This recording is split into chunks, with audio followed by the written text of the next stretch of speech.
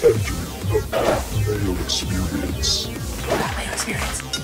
Mayo Experience. Mayo Experience. Experience.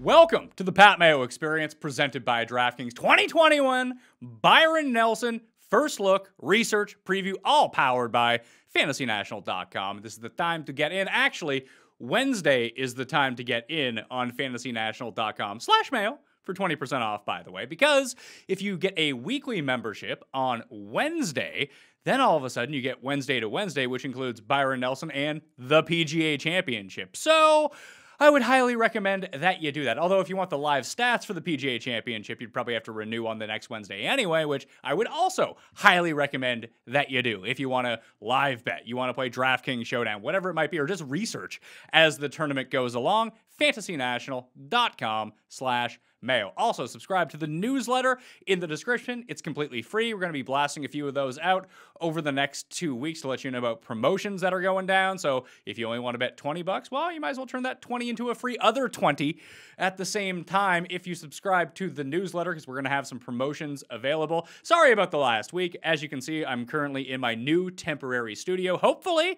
the audio is fixed after the problem that Jeff and I ran into last week. We had to switch rooms.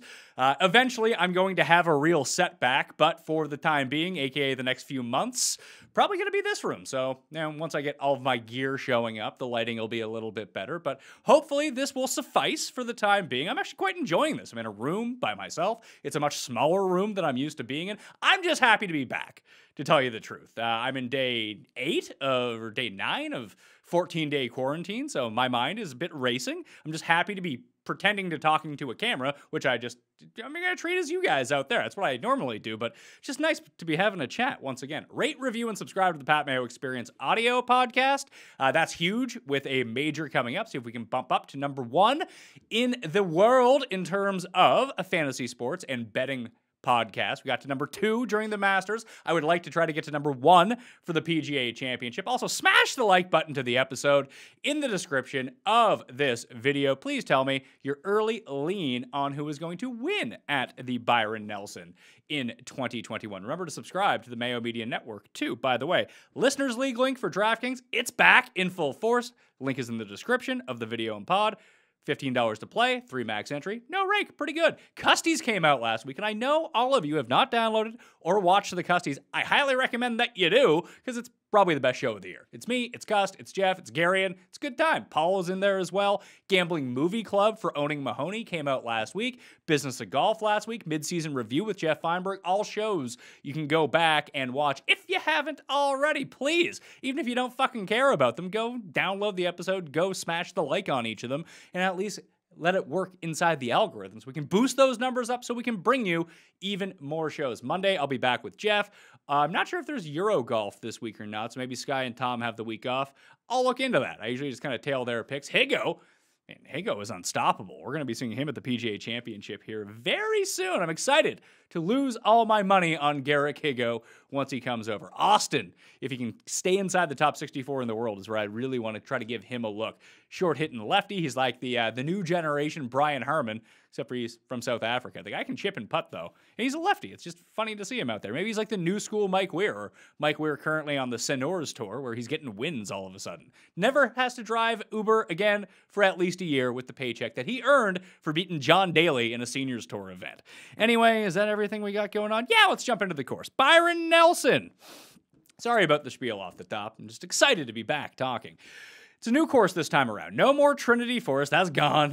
Not really the fault. I'll write about this on DraftKings Playbook, on Monday, about why it's no longer at Trinity Forest. And a lot of it was just out of the hands of the course itself. They got bad weather. It led to fewer fans. And now they're at a new TPC course. It's called TPC Craig Ranch. It's a par 72, 6,468-yard Zoza fairways and bent grass greens. At least that's what it says on the website. So that's what I'm going with until someone tells me differently. 156 players in this field, too, and some pretty decent names, to tell you the truth. But I do want to start off with the course itself, because obviously this is the first time that we're seeing this course. So I want to go over to what the official scorecard from PGA Media is telling me right now.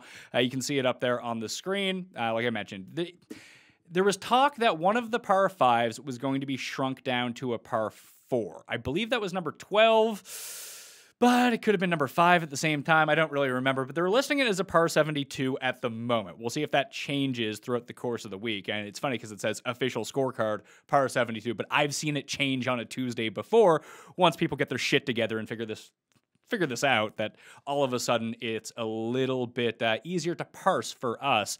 But it's a really strangely set up course. Like if you really look at that scorecard, you see 6 of the par 4s are over 450 yards. 3 of the par 3s are at least 216 yards, and the other one is 147 yards. And you're thinking, wow, it's a par 72. It's 7,468 yards. Where is all the yardage being saved? If there's really long par 3s and really long par 4s, it's the par 5s. They are not long, and I don't know exactly how they're going to end up playing. We'll go through that here in a second, but 547 yards to 569 yards.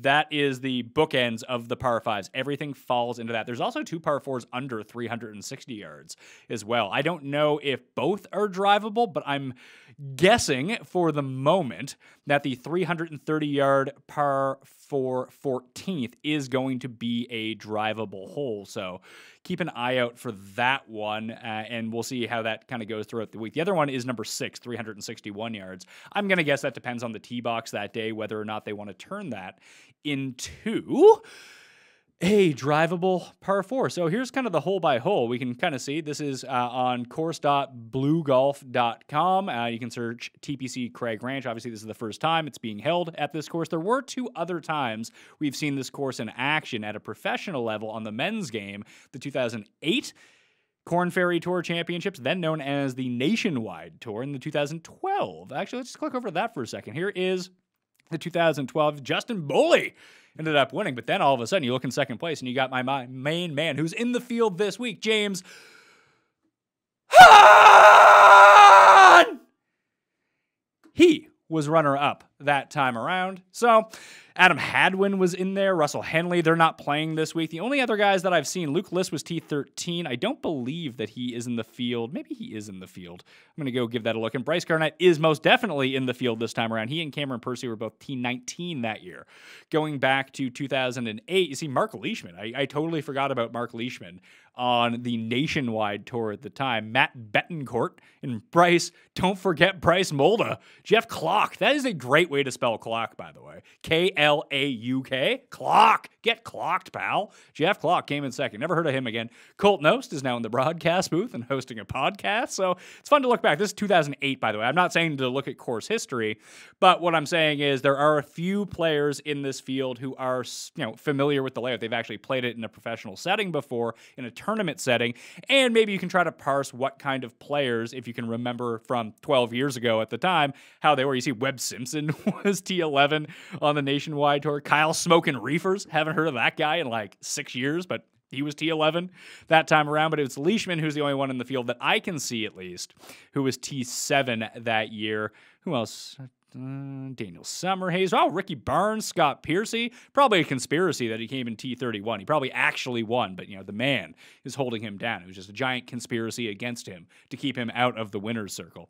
Anyway, that's what we were looking at from those years. We go back to Craig Ranch, and you can see it's named after some dude named Craig, so good on him for buying the place and then naming it after himself. That sounds exactly like something that I would do. And again, I will put this link in my article on Monday on dkplaybook.com, where you can just kind of scroll through everything. This is hole number 2. You see a few more dogleg lefts than dogleg rights, I noticed going through. It's not a huge difference, but I want to go to wherever that drivable one is. All right, so here we are. So it's 270 to here. So to the third right bunker is 294. To the center of the green is 341. I guess this really will depend on the tee box, because it feels like there are, like Bryson's in the field, DJ's in the field. They could probably get there if they play a nice right to left type shot. And that might be important, because I want to go and look at this other drivable one. It's a bit of a dogleg left as well. At least your shot shape is going to have to be right to left, unless there's trees that you can bring it over with no problem.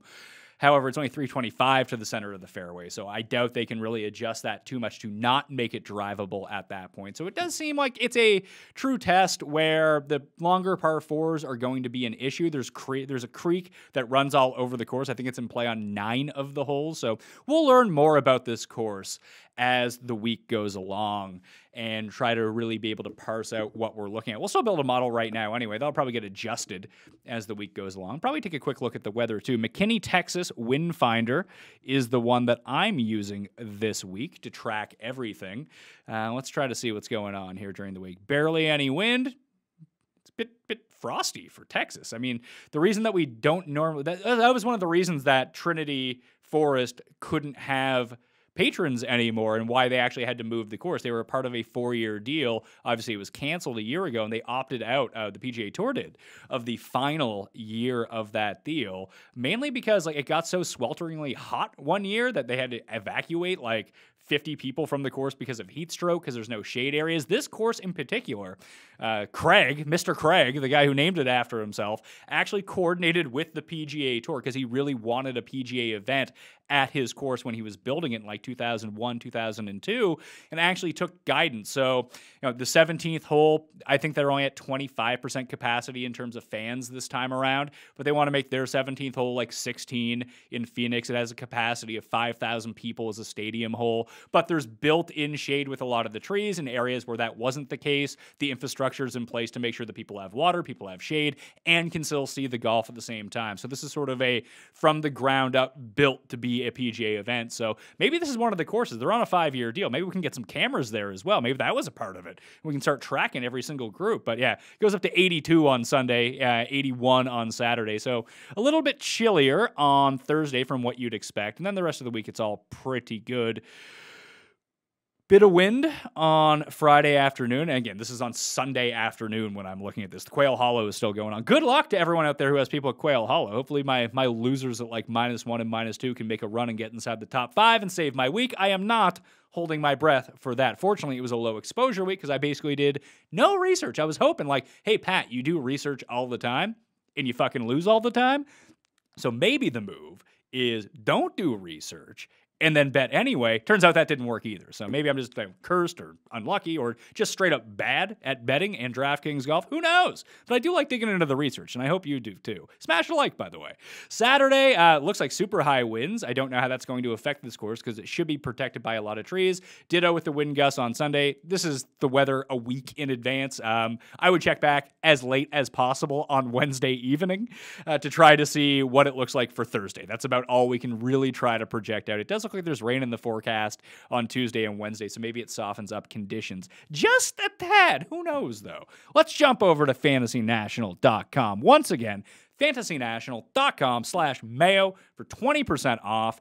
Additionally, if you only want to get the week, do it on Wednesday. You get Wednesday to Wednesday. You get both tournaments, the lineup generator, the simulator, your tournament history, whatever it might be. You can access it all on fantasynational.com/Mayo. The big names in the field that we're looking at right now: Dustin, Rahm, Bryson, and Brooks. Brooks Koepka is back this week. Those are going to be your big 4. We also have Spieth, Berger, Hideki, Scheffler, Will Zalatoris. A lot of Texas guys in this tournament. Matthew Fitzpatrick, Kim. 80-1 right now to win the PGA Championship, by the way. I'm going to bet Siwoo for the PGA Championship. I'm hoping come Monday they reset the odds a little bit this Monday, and maybe he falls to triple digits. At the book that I am using right now, I believe he is over triple digits on DraftKingsSportsbook.com at the moment. So maybe if he has a bad Byron Nelson, if he has a good Byron Nelson, his odds are going to skyrocket. They're going to be like, oh my God, a PGA Championship where I believe Siwoo ended up inside the top 15 last August, and then a Pete Dye course. It's just going to point to Siwoo Kim. We also have Lee Westwood, Jason Day, Sergio, and Ryan Palmer in the field.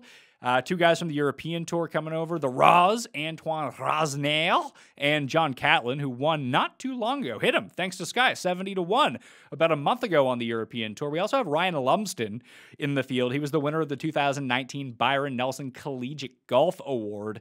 He's currently on the Alps Tour, which I think is like the super minor league tour of the European Tour. I think that's where Matt Wallace ended up coming from. We also have Cole Hammer, Tyler Strafassi, the guy who played in the DJ group at the Masters, the guy who won, I believe, the U.S. Amateur. Kevin Stadler is in on a medical exemption. He was good the last time that we saw him play in Texas. It's the last time he's been good in the past 7 years. But either way, he actually struck the shit out of the ball that week. And then you have Pearson Cootie, who I did joke that is either grew up extremely wealthy or extremely poor. Someone said that you either have, the squirrel dinner or the silver spoon dinner. It's one of the two. I'm guessing, I think his dad or his grandfather won the Masters, so I'm going to guess that with a name like Pearson Cootie, that he grew up with some money. Some of that Texas money, if you know what I mean. Yes, but what a name, Pearson. Pearson Cootie, spelled Pierson. So not even like Pearson Airport. It's like Pierce Brosnan, but with son on the. It's like Pierce Brosnan mashed into one name. It's kind of ridiculous. Anyway, if we start building out the model, I kind of told you what I was looking for in terms of hole location, and obviously I don't have anything built for this. So let's make a new one. Let's add a new model.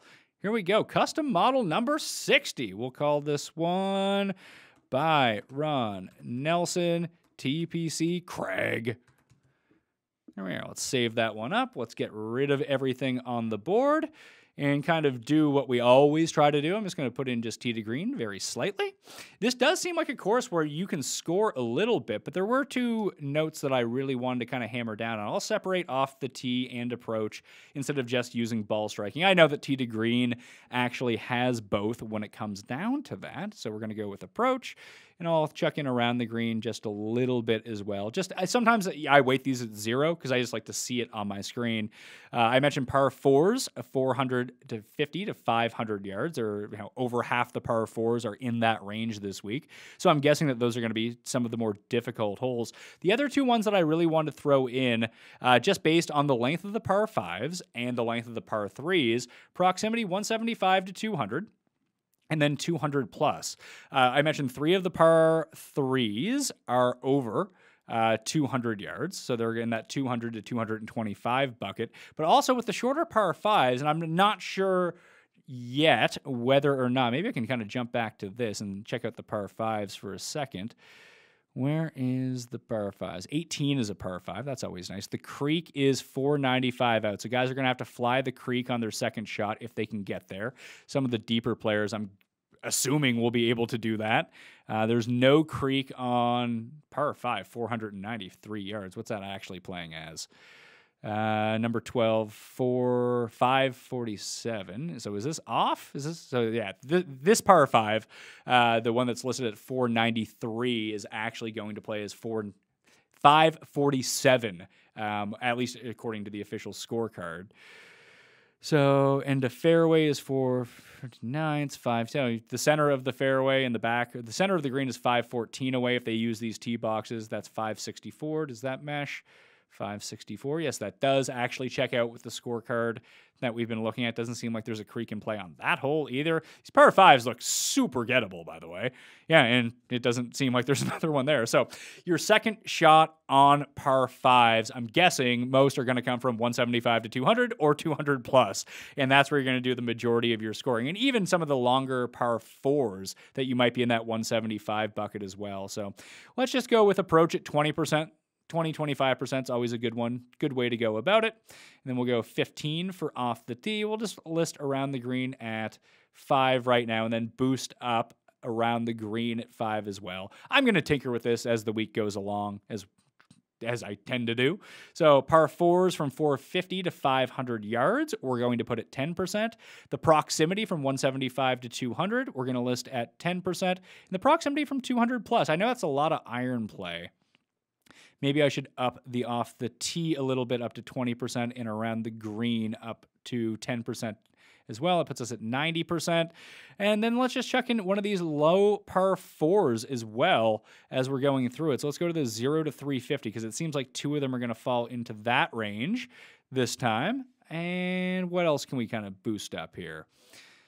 I mean, that's pretty good. We'll go, do I want to wait another approach that much? Let's say, what else? Let's go with opportunities gained. I mean, it is another iron stat, obviously, but it is proprietary too. You know what? We'll throw in putting. why not throw in putting? I always forget to throw in putting, and well, it is important. We saw an example like Keith Mitchell. I think he's a nice one to look into for this week. I think he lost 12 strokes putting in 2 rounds at Valspar, or he ended up playing all 4 rounds, and then all of a sudden at Quail Hollow, the guy can't miss. So putting rather capricious, although I would like to see a nice baseline on some of these guys. So let's load this in and see what that spits us out for TPC Craig Ranch. Let it load up here as we go along. I'm still working on the internet at my place. It's supposed to be fast, but over the past 50 rounds, we have Rom Dustin Zalatoris, the Gim Reaper. Guy can't putt for fucking shit, by the way. Although the rest of his game, quite good. Daniel Berger, I forgot to mention, Thomas Pieters is in the field this week as well. We always love to play Thomas Pieters. He's getting ready for the PGA Championship, so keep an eye on Pieters. Obviously, statistically, over the past 50 rounds, rates out really well, but I'd be curious to see when that's drawing from. So he has unweighted rounds from Corrales in Puerto Rico. Then it's U.S. Open, where he had a nice run until the final round. The Open Championship, the U.S. Open, PGA Championship. Byron Nelson, you just have like an exemption into the Byron Nelson every single year. Be wary looking back at course history as well. Like you can look at Texas courses. You can look at bent grass greens if that's something you really want to go into. But either way, so Rom, Dustin, Will Z, Gim, Berger, Pieters, Bryson, Brooks, Sam Burns, EVR, Matthew Fitzpatrick, Kim, Ryan Palmer, Hideki Matsuyama, Scotty Scheffler, and Luke List are going to be your top 16. Harris English, Sergio Patton, Kazire, James Hahn, and Sebastian Munoz fill out the rest of that. If we shrink this down a little bit and see people who are trending in the custom stat model, always something I like to look at a little bit. So we'll set the rolling report at the top, and then we'll go to custom model and wait in this one that we just built and see how that ends up working out for us.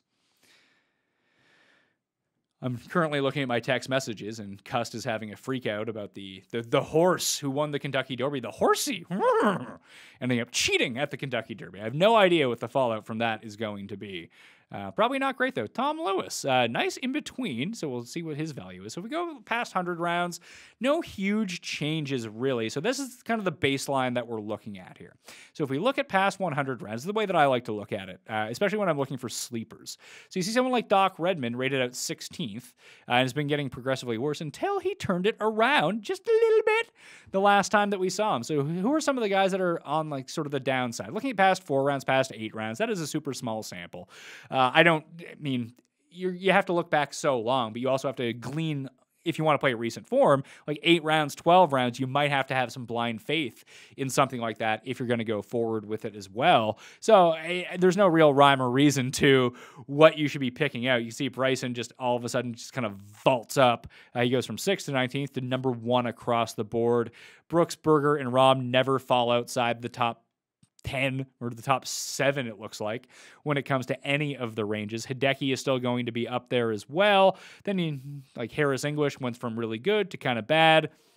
So let's go by 8 rounds and see some of the names that we might not realize could be up there. Someone like Gim is never worse than 21st in this model. So he's someone I'm just going to continue to play, and hopefully he has a good putting week, because sometimes that happens. Hoagie, despite a bad Valspar, especially on the weekend, he actually turned out to be pretty good. In terms of just every other range across the board. Who else? Kuchar is getting better over time. List and Ryan Moore, although Ryan Moore would have rated out really well here. How's Ryan Moore doing anyway? Never keep tabs on this guy anymore. I don't know how he's playing right now at Quail Hollow, or if he's even in the field. He's made 3 consecutive cuts, at least going into Quail Hollow. Didn't really turn out too well for him on the weekend.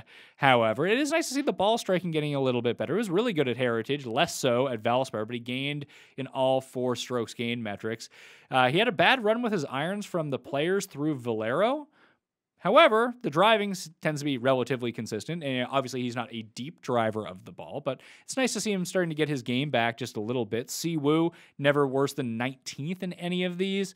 Shank, I played Shank this week. I got fucking shanked by him in some of my, I can't remember if I played him in my main lineup or not. Not that I played a ton of DraftKings this week with the move and everything like that, but Adam Shank rating out pretty decently. Roger Sloan did make the cut, I believe. Hahn, long-term, actually a little bit better. So with some experience at this course, I don't think that means a ton, but that is something to look at because the stats kind of back it up as well of guys that are playing a little bit better. Scheffler, he's just bad over that last 8 rounds, the one I have highlighted right now. Spieth, just progressively getting better, obviously. I'm sorting it by past 12 rounds right now. If you can see it on the screen. If you're listening to the audio version, it's probably fucking nails on a chalkboard. But I'm trying to talk you through what I'm seeing here. I saw that Danny Lee DQ'd or withdrew earlier this week. Camillo keeps popping. Does he keep making cuts, or am I just imagining that this is happening? It's usually on like shorter Bermuda courses, though, isn't it? Yeah, Valero, Valspar, Heritage. Although Heritage played a bit more POA. This is on pure bent. Wonder if he has any sort of bent splits. Yeah, bent and POA, he's better on Bermuda than anything else. But if the wind does pick up, he does play really well in windy conditions, as we can see. But it's a miscut, or it's fucking a top 30. As it's turning out right now for Camillo. So hopefully you can keep that hot putter going. The off-the-tee numbers kind of scare me just a little bit. Minus 3.2, minus 3, and still finish inside the top 25 in both those tournaments. That feels like that's dangling on a thread for something that could go away rather quickly. Jason Day, Scott Harrington, Johnny Vegas playing a little bit better. All right, enough of that. Let's just go back to the overall strokes gain modeling, and let's go past 36 rounds and just give this a gander of maybe some of the key proximity ranges that we are trying to target and maybe the key stats of players on shorter par 3s. That's something I'd want to wait out a little bit more than 36 rounds. For drivable par 4s, it's really tough to gauge because all quote-unquote short par 4s or drivable par 4s are created differently. Like this one is a bit of a right to left we saw on both of them, if you can get to both of them. Where, like, I always reference someone like Colin Morikawa when it comes down to this, where you're looking at him like the PGA Championship last year, Workday last year. Those were left to right, where he could play that cut shot, and he was just pounding the green on both of them. Would it be a different story if it was a right to left? Would he have been able to do that? I have no idea. But I know that that shot shape is specifically what he is going for most of the time. That's sort of his bread and butter type shot that, I can see how that can play itself out pretty well. But past 36 rounds, if we do look on holes from that range, 0 to 350. You got Austin Cook, Patton Kizzire, Daniel Hauser-Berger, Lahiri, McCumber. Okay, we got some guys up here. Fitzpatrick could be a look this week after people are kind of off of him a little bit. It does seem like Ryan Palmer best at 200 proximity and 9th, although I feel like he's been fading a little bit in terms. Although the 200 proximity is still really good, the putting has been up and down. Where has he been following? That 175 to 200 range has been up and down, although he's never really been great at that, even over time when he was playing well. So, maybe he can hit those plus 200 shots a little bit more than he has been doing normally, and that can vault him up the board. I don't know where his odds are going to come in, especially when we talk about some of the names in this field, like Dustin, Rahman, Bryson, and Spieth. I'm guessing are going to be the top 4. I'll put some guesses. I'm going to write that on the sheet. Odds, guesses. And then Jeff and I will bet none of them tomorrow because they will be too high, and then they'll come 1 through 4 on the leaderboard because that's how we do it around here. 450 to 500 yards. Fitzpatrick, Scheffler, Jason Day, and James Hahn. Okay. They're inside the top 5 over the past 36 rounds, 450 to 500 yard par 4s. Burnsy, Westwood, DeChambeau, English, Brooks, Howell. I don't really know how to approach the Brooks Koepka injury because for one round at the Masters, played all right. And then in day 2, he could not putt whatsoever. Dustin's really going to be the one to watch out for here because I said once the irons came around that this would be all of a sudden go back all in, and the irons did kind of come around for him. When he was striking his irons well through TOC, through WGC Mexico to begin the year, dude couldn't putt to save his life. And then he couldn't drive the ball, so that was off. And then you can see he had the miscut at the Masters. Then 5.1 strokes gained off the tee, 3.7 strokes gained off the tee. The driving, that's fine again. Around the green at the Valspar was just kind of weird. He's a very good around the green player, as you can see over time. Had a bad week. It happens to the best players. When you think about around the green, you almost have to put it in the same bucket as putting, not to the extremes, though. I mean, it's the same as approach and it's the same as driving. The best drivers in the world might have a bad week off the tee, and the best iron players in the world could just be shit with their approaches that week. This seems to happen around the greens from time to time, even to very good around the green players. Not everyone is going to be Justin in round 2 at Quail Hollow, where he lost almost 6 strokes around the green. That's bad.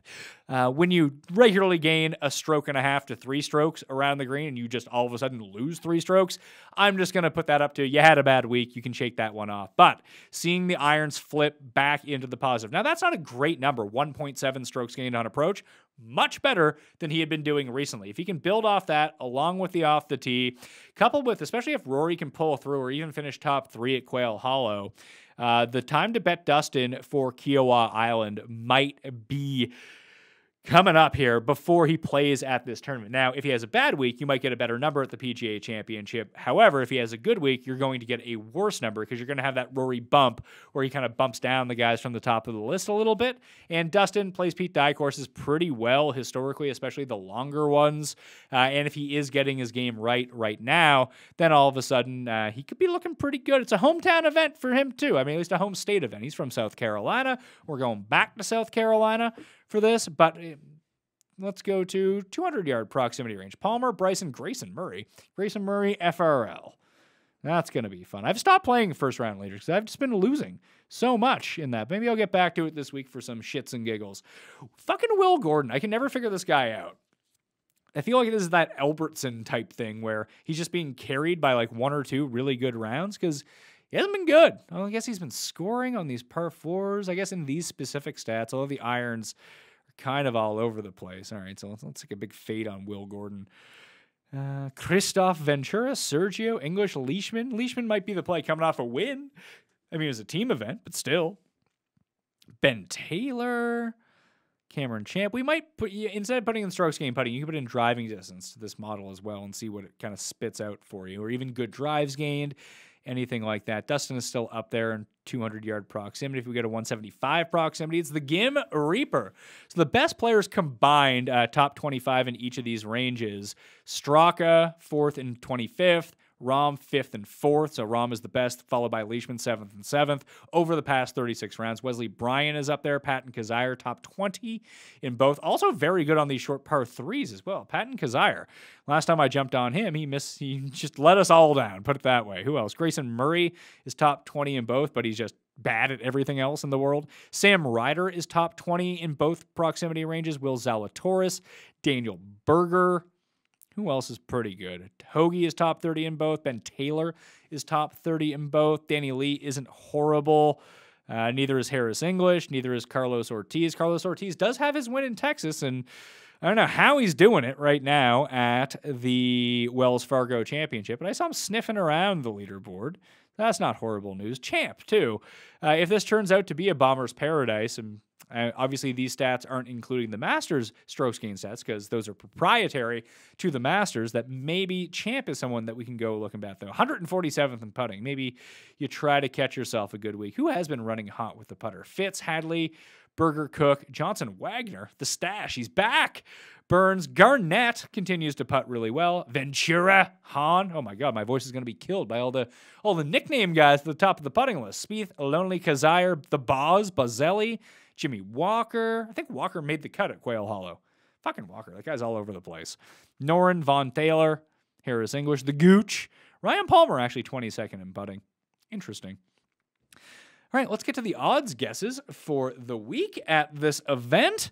That's the last thing I'll leave you with before Jeff and I really dig into everything in terms of the betting odds come Monday and when I write up the column and try to dig in a little bit more. And I'll have links to all of this stuff in that column, whether you're looking for the wind or old leaderboards. And the newsletter is definitely where it's going to have. Maybe I'll save that stuff for the newsletter and see what I can churn out exclusive for the column this time around. So my guess is going to be you got DJ, you got Rahm, Bryson, Brooks, and Spieth.